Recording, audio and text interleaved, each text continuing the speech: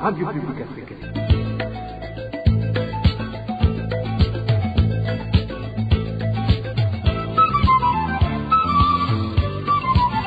Radio Publique Africaine.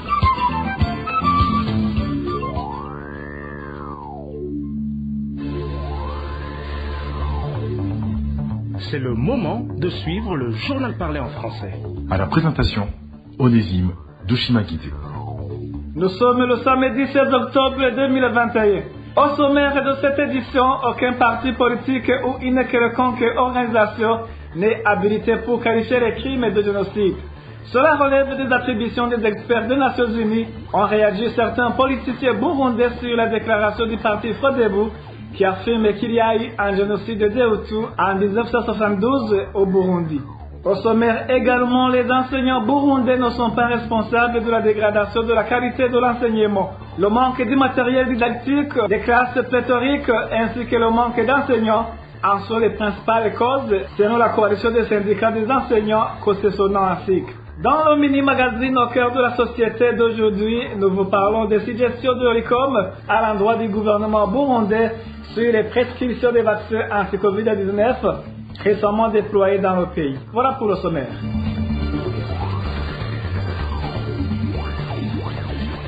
Merci d'avoir choisi la radio publique africaine. En page sécurité, une personne a été tuée hier par balle par un policier qui garde la mine d'or de Tanganyika Mining Burundi sur la colline de Muhungu, zone Butahana, en commune Mabayi de la province Cibitoke. La victime ferait partie d'un groupe d'hommes qui venaient voler de la terre entassée pour y extraire de l'or. Le point avec Marie-Ange Ilakoz.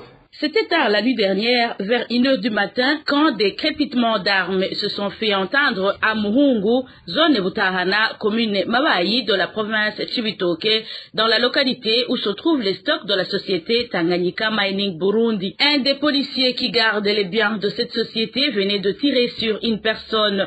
Il s'agissait d'un certain Jean Nzoihaya et il est mort sur place. Selon les sources de la RPA sur place, Jean Nzoihaya était venu de la colline Gahoma et il était avec d'autres personnes, mais qui ont pu échapper. Selon toujours nos sources, le groupe était venu pour voler une certaine quantité de la terre entassée au stock de la société Tanganyika Mining Burundi. Depuis le mois de juillet cette année, les activités de la société Tanganyika Mining Burundi ont été suspendues provisoirement pour le non-respect du contrat, selon le ministre ayant les mines dans ses attributions. Selon les témoignages sur place, les policiers de garde sur ce site coopèrent avec certains des habitants de la localité et les laissent se servir en terre qu'ils emportent à la maison et tenter de voir s'ils pourraient y trouver de l'or. Ceux d'hier s'y seraient alors rendus sans l'approbation des policiers de la garde, comme le témoigne cet habitant de la colline. Ils avaient pris ce site comme leur champ. Ils s'y rendaient très souvent pour prendre la terre. Alors, le groupe de ce matin s'y serait rendu sans l'aval des policiers sur place. C'est ainsi que l'un d'eux s'est fait tuer.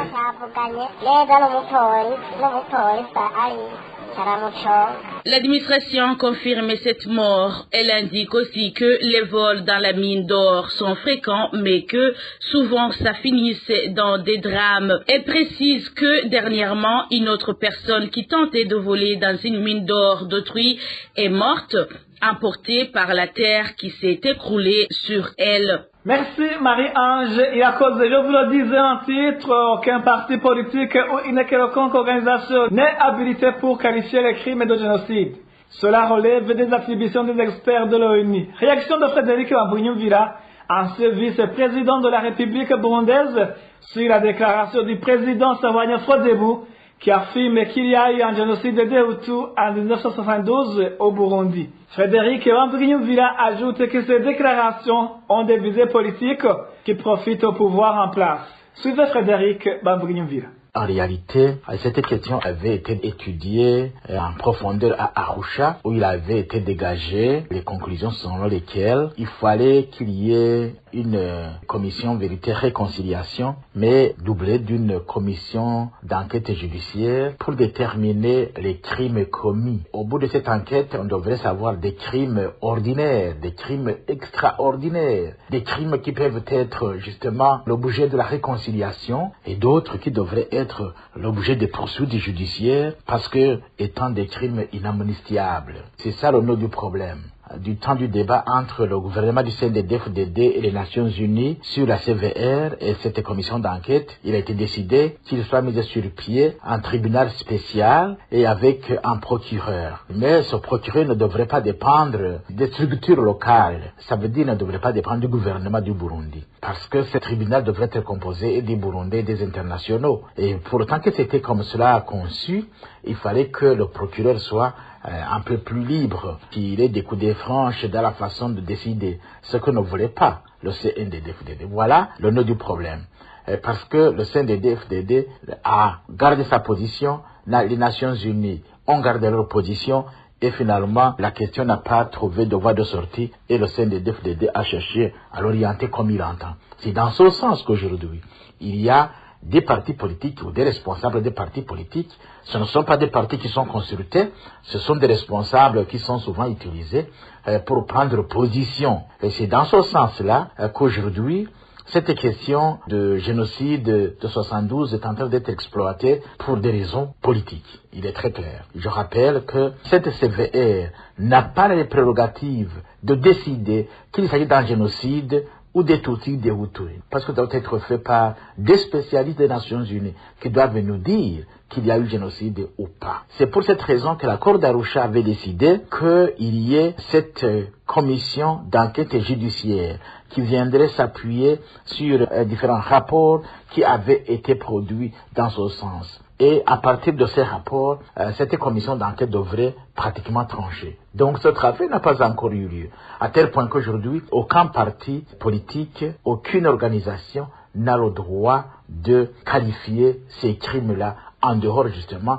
des structures reconnues par le système des Nations Unies. Et Charles Nditije rappelle également que l'accord d'Arusha spécifie qu'aucun parti politique ou un gouvernement n'est permis de qualifier un acte de génocide. Le président du parti Plona non reconnu par le gouvernement indique que le président du parti Frodebu sait très bien qu'il y a un génocide contre les Tutsis et que les assassinats continuent au pays. Suivez professeur Charles Nditije. Travers passe sous silence le rapport S-1996-682 du 22 août 1996. Et dans son paragraphe 483, la commission qui a enquêté affirme qu'il a des éléments de preuve suffisants et pour établir que des actes de génocide ont été perpétrés au Burundi contre la minorité Tutsi le 21 octobre 1993 et les jours suivants, à l'instigation et avec la participation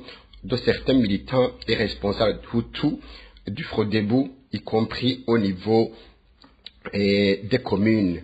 Ça, c'est le rapport du Conseil de sécurité et la résolution qui le confirme. Mais Pierre Claver n'osait pas le dire parce qu'il sait de quoi est responsable son parti politique.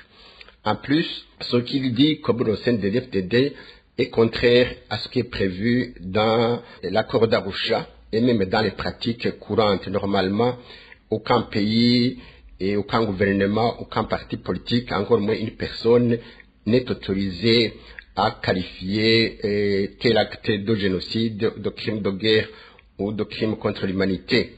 Seul le Conseil de sécurité est autorisé à qualifier ce genre de crime. C'est pour cela que dans l'accord d'Arusha, les partis, donc les Burundais qui étaient en négociation, ont dit que sans préjudice des résultats des travaux de la Commission judiciaire internationale et de la Commission vérité et réconciliation, les partis ont reconnu que des actes de génocide ont été commis, perpétrés contre les communautés Hutus et Tutsis au Burundi, sans dire que tel acte commis sur les Hutus, sur les Tutsis est un génocide ou pas. C'est pour cela que Et il était prévu qu'il y ait une commission internationale d'enquête judiciaire qui était chargée d'établir les faits, de les qualifier, d'établir les responsabilités et soumettre son rapport au Conseil de sécurité des Nations Unies et, le cas échéant, instaurer un tribunal pénal pour le Burundi. Professeur Charles Nditije conseille plutôt aux autorités du Burundi de permettre aux Nations Unies de faire des enquêtes sur les crimes commis au pays. Au cas contraire, tout ce qui est en train d'être fait ne sème que la division. Écoutons encore une fois professeur Charles Nditije. Donc, on ne peut pas se prévaloir des prérogatives de qualifier tel crime de génocide. C'est le Conseil de sécurité des Nations Unies commandite une enquête est qualifiée pour pouvoir déterminer si tel acte, tel crime est génocide ou pas.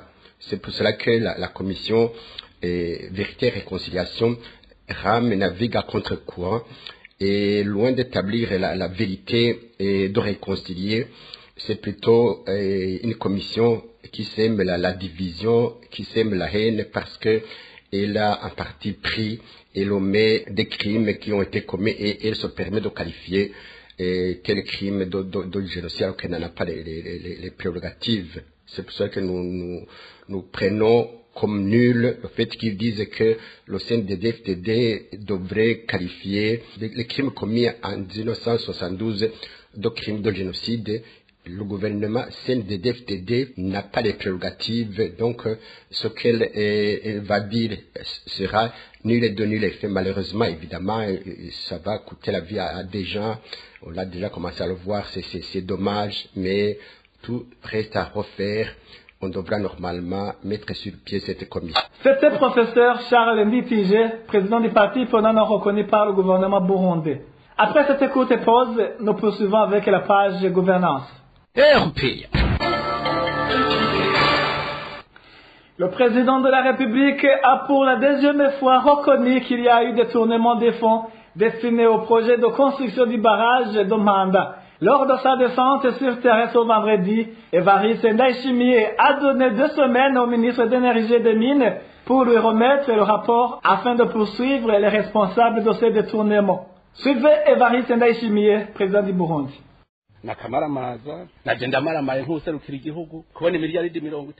C'est vraiment très honteux. Moi aussi, je n'ai rien à dire. En tant que président de la République, j'ai honte. Se rendre compte qu'une somme de 54 milliards est sortie des caisses de l'État et que vous avez perdu la trace de cette somme colossale, c'est vraiment scandaleux. Ce que vous devez savoir en premier lieu, c'est que nous allons demander des comptes par rapport à cet argent. Deuxièmement, nous ne sommes pas prêts d'abandonner ce projet et nous devons trouver la trace de notre argent. Sur ce, je prends une décision. Heureusement que le ministre de tutelle est ici avec moi. Dans 2 semaines, tu dois m'apporter une liste de tous les intervenants dans ce projet. Faites le rapport de ce qui est endommagé. Il faut qu'on sache d'où on va recommencer pour continuer ce projet. Nous avons besoin d'une chose concrète à présenter à ceux qui vont prendre le relais. Nous devons savoir le montant que nous avions demandé auparavant. Mais regardez par exemple ces maisons. Elles sont construites sur le sable et ne peuvent pas être durable. C'est-à-dire que la corruption a commencé dès le début du projet entre les dirigeants du pays de cette époque et les responsables de cette construction. C'est sûr qu'ils ont partagé la somme. Cela signifie que ces dirigeants avaient des yeux voilés. Dans ce cas-là, ils ne pouvaient pas prendre de décisions justes.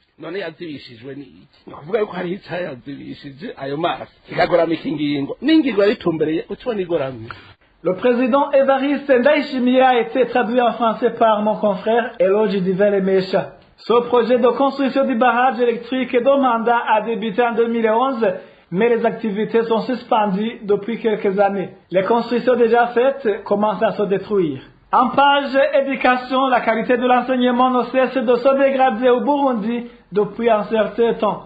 Déclaration de la coalition des syndicats des enseignants Kosesona à la sortie d'une réunion d'évaluation organisée ce vendredi à Gitega entre les représentants syndicaux dans toutes les provinces du Burundi, les directeurs provinciaux de l'enseignement ainsi que les représentants du ministère de l'Éducation. Entre autres défis, la Kosesona cite l'absence du matériel didactique, les classes pléthoriques ainsi que le manque d'enseignants. Pour la Kosesona donc, les états généraux de l'éducation sont nécessaires pour pouvoir étudier comment surmonter ces obstacles. Je vous propose d'écouter Victor Ndawaniwe, Il est président du syndicat Kosesona.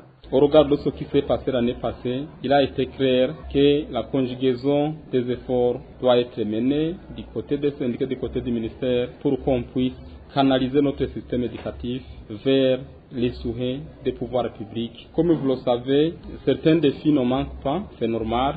Et le défi majeur, c'est la dégradation de la qualité des apprentissages. Cela n'est pas dit à l'enseignant, mais plutôt à plusieurs facteurs.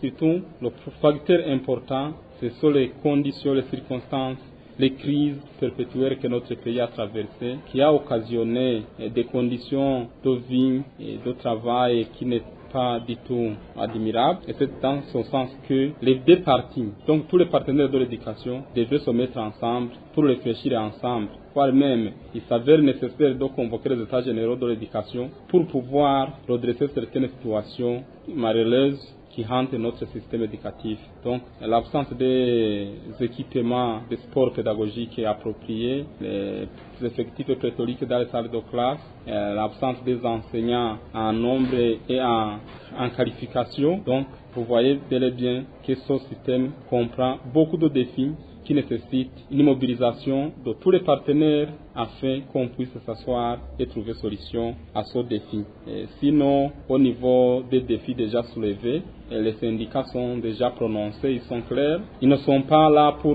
défendre uniquement les avantages pécuniaires, mais aussi les syndicats ont la responsabilité d'accompagner le gouvernement dans la mise en œuvre des politiques éducatives. Il ne faut pas que la mission syndicale se focalise uniquement au niveau des revendications. Le ministre de l'Éducation reconnaît tous ces défis. Il compte surmonter certains d'entre eux avec l'aide des partenaires. Paul Hakizimana, directeur général au ministère de l'Éducation nationale, avait représenté le ministre dans ses activités. Le secteur éducatif connaît effectivement des défis qui peuvent être énumérés, mais sous forme d'une liste non exhaustive. Pour surmonter ces défis, pour relever ces défis, le ministère élabore chaque année un plan d'action annuel où il met en avant les priorités qui seront exécutées au cours de l'année afin de faire face aux différents défis, surtout les défis principaux. À ce niveau, je signale que par exemple pour le plan d'action annuel de l'année 2021-2022, le ministère de l'Éducation nationale et de la recherche scientifique a déjà placé en premier lieu l'augmentation du nombre de bancs pupitres à distribuer dans les différentes classes des différentes écoles, parce que nous avons remarqué que c'est un défi important où les élèves peuvent s'asseoir à plusieurs sur un même banc pupitre et cela ne conditionne pas les bons résultats de l'apprentissage. Nous sollicitons également les partenaires techniques et financiers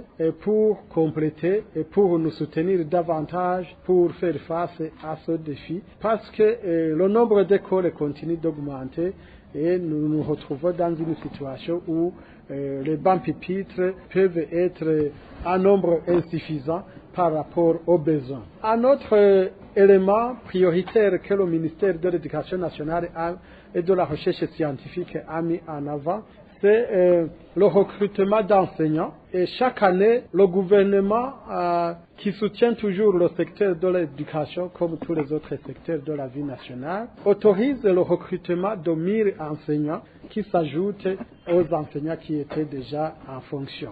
Nous projetons également au niveau du ministère le remplacement des enseignants qui seraient partis à la retraite. Il est à signaler qu'au Burundi, la journée mondiale des enseignants a été célébrée ce samedi à Gitega. Cette journée est normalement célébrée le 5 octobre de chaque année. Dans nos séries de reportages sur le dossier de détournement des capitaux et bénéfices des membres de la société Century Hangi au Burundi, aujourd'hui, nous vous parlons des sommes déboursées pour investir dans cette société. D'après les papiers qui expliquent le mode de fonctionnement de la dite société, les investisseurs étaient classés en 6 catégories selon leurs capitaux. Après moins de 2 ans de fonctionnement, les investisseurs ont commencé à ne plus obtenir de bénéfices avant de perdre définitivement leurs capitaux. Les détails avec Elodie Diveremech. De sommes colossales constituées de millions et de centaines de milliers de francs burundais, tels sont les montants d'argent que les membres de la société Century Hengyu Burundi indiquent qu'ils ont perdu. Sur les documents montrés à ceux qui voulaient être membres de cette société, il est inscrit qu'un membre pouvait être classé dans 6 catégories selon son capital et pouvait ainsi obtenir des bénéfices périodiquement. Le capital donné par un nouvel adhérent était réparti en 2. Une partie pour l'achat d'une place et une autre était consacrée au capital utilisé dans le commerce en ligne fait sur la plateforme dénommée Shaimal. Avec ce commerce, un membre obtenait un bénéfice périodique à partir d'un délai compris entre 10 et 12 jours sur des marchandises vendues dans différentes localités du monde. Les membres qui obtenaient un petit bénéfice étaient ceux de la deuxième catégorie qui obtenaient soit 21 000 francs burundais sur une période comprise entre 10 et 12 jours ou soit 63 000 francs burundais au bout d'un mois. Pour être membre de cette catégorie, donc, un membre investissait 476 000 francs burundais, dont 170 pour l'achat d'une place et plus de 300 000 alloués au commerce en ligne dénommé Shaimal. Les membres qui obtenaient un bénéfice élevé par rapport aux autres étaient ceux de la sixième catégorie qui adhéraient à la société moyennant un capital de 11 424 000 de francs burundais, c'est-à-dire plus de 4 millions pour l'achat d'une place et plus de 7 millions pour le commerce en ligne. Et ils recevaient comme bénéfice plus de 500 000 en une durée comprise entre 10 et 12 jours, soit de plus d'1 500 000 dans un délai d'un mois. Entre la deuxième et la sixième catégorie, le capital à investir se double d'une catégorie à la suivante. Mis à part ces bénéfices obtenus par les membres, ces derniers pouvaient obtenir des commissions estimées à 20% s'ils faisaient adhérer un nouveau membre dans la société. Ces commissions étaient comptées sur base de la catégorie dans laquelle le nouveau membre a adhéré. Et c'est le seul avantage dont bénéficiaient les membres de la première catégorie qui le devenaient après avoir investi une somme de 85 000 francs burundais. Depuis le début de cette année en cours, aucun membre de la société Century Hengyu Burundi, parmi les nombreux éparpillés dans différents coins du pays, ne reçoit plus de bénéfices ni n'a pu récupérer les capitaux investis, affirment ceux qui se sont entretenus avec la RPA. Et ces derniers de demander à la justice de se ressaisir et convoquer les 3 responsables de la dite société, Eric Bilinda Ishimiye, Anicet Ndaruonye et Innocent Bikolimana, pour expliquer où se serait volatilisé leur argent. La société a débuté légalement ses activités au Burundi en 2019. Merci à toi aussi, Hello. Je disais les méchants. En page de société, hausse des prix de viande ces derniers jours à mairie de Bujumbura. À moins d'un mois, le prix d'un kilogramme de viande a déjà augmenté d'au moins 2000 francs. Les habitants de la capitale économique pensent que cette hausse serait liée à la nouvelle politique gouvernementale exigeant la stabilisation. Avant la mise en vigueur de la loi relative, les vaches ont été vendues en grand nombre. Actuellement, l'air diminution commence à se sentir. Le point avec Daniel Claire et la pompe. Dans différents points de vente de viande en mairie de Bujumbura, les prix ont été augmentés. Il y a 2 mois, le prix d'un kilo de viande de vache variait entre 8 000 et 11 000 francs. Actuellement, cette même qualité de viande est vendue au minimum à 12 000 francs le kilo. Selon les consommateurs de viande de la mairie de Bujumbura, les vendeurs de viande leur expliquent que cette hausse est en lien avec la mise en application de la loi sur la stabilisation. Avant, un kilo s'achetait 9 000, mais actuellement, le kilo coûte entre 12 et 13 000. La cause de tout ça est que durant les premiers jours de la mise en application de la loi sur la stabilisation, les éleveurs ont vendu massivement leurs vaches. Ils ont gardé peu de vaches qu'ils sont en mesure de nourrir dans les étables. Donc le nombre de vaches diminue. Et ce n'est pas la faute de commerçants car, eux aussi, ils achètent à un prix exorbitant et à leur tour, ils haussent le prix de viande. Actuellement, les consommateurs de ces viandes demandent au gouvernement de revoir cette décision exigeant tout éleveur de nourrir son bétail dans l'étable. Très peu en sont capables, d'où le bétail diminue sensiblement dans le pays. Nous demandons que le gouvernement revoie sa décision car elle a causé une grande diminution du bétail. Avant, les éleveurs se permettaient d'avoir un grand troupeau car les vaches broutaient sur les montagnes. Mais très peu peuvent nourrir le même troupeau dans l'étable. Avec cette hausse des prix de viande de vache, les consommateurs diminuent par manque de moyens. Et selon les vendeurs de ces denrées alimentaires, les prix risquent de continuer à grimper. Merci à toi, Daniel Claire. Il a tout, on va après cette écoute et pause. C'est le mini-magazine au cœur de la société. L'ORICOM demande au gouvernement de lutter contre la corruption lors des prescriptions des vaccins anti-Covid-19 récemment déployés dans le pays. C'est sur ce sujet que se focalise le mini-magazine au cœur de la société que vous présente Emile Niassoum. Au cœur de la société. Au cœur de la société est une émission de tous les samedis, préparée en synergie par les radios Inzamba Agatekakawe, Radio RPA Idouya-Wanyagihugu, ainsi que la radio-télévision Renaissance. Ce jeudi, le Burundi a reçu 500 000 doses de vaccins anti-Covid-19 en provenance de la Chine. Le pays attend d'autres doses dans les prochains jours. Mais au moment où certains estiment que ces vaccins ne vont pas trouver assez de preneurs à cause du manque de sensibilisation de la part de l'État, l'ORICOM, lui, alerte déjà sur d'éventuels cas de corruption qui peuvent se manifester lors de l'administration de ces vaccins. C'est sur ces différents points de vue que nous allons nous focaliser dans le mini-magazine au cœur de la société de ce 16 octobre 2021. Vous êtes avec Emile Niassoum.